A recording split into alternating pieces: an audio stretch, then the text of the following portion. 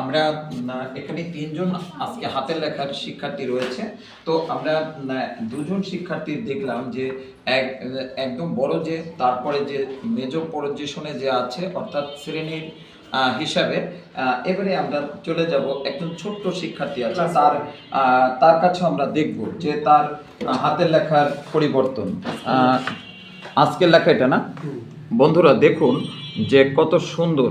কারণ সুন্দর একটা কারণেই আমি বলবো, আমি একজন শিল্পী হিসাবে যতটুকু আমি গবেষণা করে যে এর মধ্যে কোনো তার জড়তা নেই এইটাই যে তার ভাবনা যে কটা কেমন করে হয়, খটা কেমন করে হয়, খেয়েও কিভাবে লিখতে হয়, এই যে ভাবনা, এই ভাবনা যখনই হয় তখনই তত সময়ের মধ্যে এভাবে পেনটা ধরে বসলে এই পেনের যে কালিটা এখানে জড়িয়ে যায়, এটা জমে যেয়ে কী হয় পরবর্তীতে যখনই একটু এখানে থেমে যায় যখনই আবার শুরু করে তখনই এখানে মোটা হয়ে যায়, তখনই কিন্তু সেটার দিকে চোখটা চলে যায়, অর্থাৎ সেই হাতের লেখাটাই কিন্তু খারাপ হয়ে থাকে। তো আমরা দেখছি এটা আজকের দিনের ক্লাস। আর একদম যদি একটু আগের দিকে যাই তাহলে কিন্তু বন্ধুরা সেই যে আমার কথাটা আপনাকে বলছি বা আপনাদের বলছি সেই কথাটা কিন্তু এখানে আছে।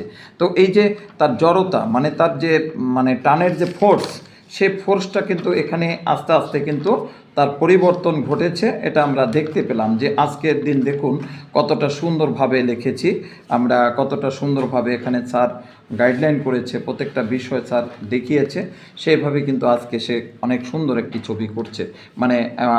আমাদের আজকের ক্লাসের যে বিষয়টা সুন্দরভাবে সে দেখাতে পেরেছে। তো এখন আমি বলবো, আমি চিত্রশিল্পী মিলন বিশ্বাস, খুলনা আর্ট একাডেমির প্রতিষ্ঠাতা পরিচালক।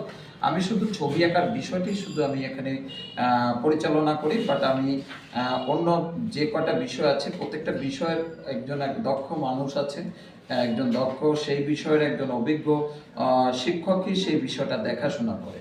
এখানে স্যার আছে বাবু ধনঞ্জয় রায়, তিনি কিন্তু এই বিষয়টা টোটালটাই কিভাবে করতে হবে, কি করা উচিত, শিক্ষার্থীদের ভালো করার জন্য তাদের ক্লাসে কতটুকু সময় দেওয়া উচিত, টোটালটাই স্যারেরই নিয়ন্ত্রণ করে।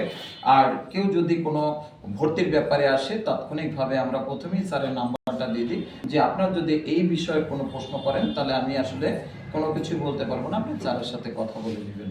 তো আমাদের এখানে যে কোনো ক্লাসের আসলে শিক্ষার যে কোনো বয়স নেই, আমাদের যে কোনো ক্লাসের শিক্ষার্থীরা এখানে করতে পারে, শিশু থেকে একদম ইউনিভার্সিটি বা পড়াশোনা শেষ করেছে এখন জব করছে, ভালো হাতের লেখা না, সে বিভিন্ন সময় কিন্তু বিভিন্ন অপমান অপদস্থ হয়ে থাকে এই চাকরির সুবাদে, বা সে একটা জব করছে সেখানে থেকে সে অপমানিত হচ্ছে।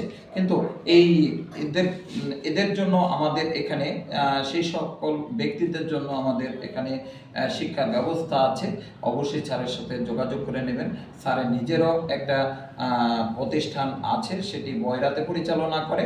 ওখানে আপনার কন্টিনিউ আপনার যে শিডিউল আছে সেই শিডিউল অনুযায়ী স্যারের সাথে কথা বলে নেবেন। তো আমরা শুধু স্যারের সাথে পরিচয় করাই দেবো, আর স্যারের কন্ট্যাক্ট নাম্বার আমরা ভিডিওতে দিয়ে দেবো, আপনারা ওখান থেকে পেয়ে যাবেন। আপনারা কথা বলছেন এখন বাবু ধনঞ্জয় রায়ের সাথে। স্যার আপনার পরিচিতিটা শুধু আপনি তুলে ধরুন। আমি ধনঞ্জয় রায়, আমি একজন জেনারেল টিচার, পাশাপাশি সৃজনশীল কাজের পাশাপাশি আমি